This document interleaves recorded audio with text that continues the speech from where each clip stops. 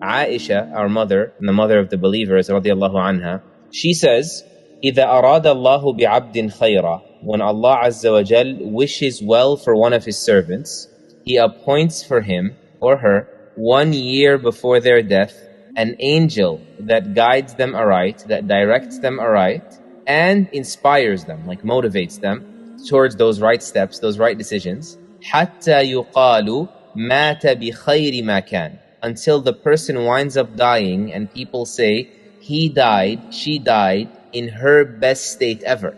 And that person, as they're dying, they are shown their reward, and so their soul, their spirit becomes anxious because they see this great reward.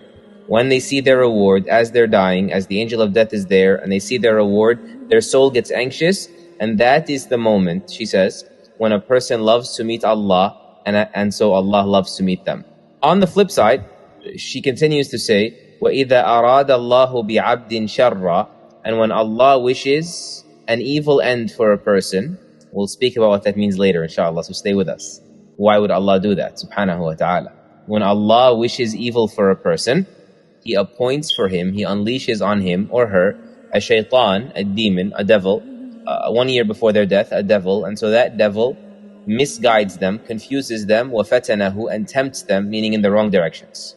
حَتَّى يُقَالُ مَاتَ بِشَرِّ مَا كَانَ, until it is said, when that person ultimately dies, a year later, this person died at their worst state ever. As that person is dying, when they see the punishment that awaits them, فَزِعَتْ نَفْسُهُ, their soul panics, it becomes frantic and tries to hide, as we know from other ahadith, and that is when a person hates to meet Allah, and so Allah Azza wa Jal hates to meet them.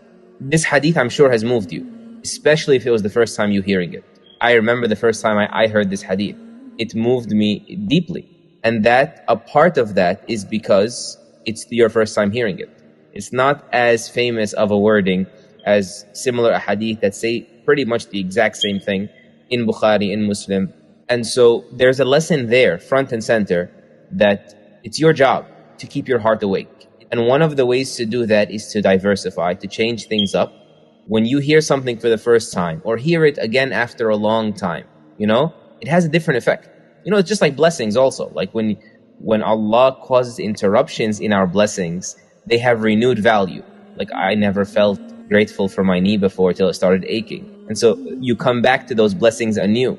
And so you need to hold yourself accountable. Be, self-aware, self-managing of what is going to keep your heart alive.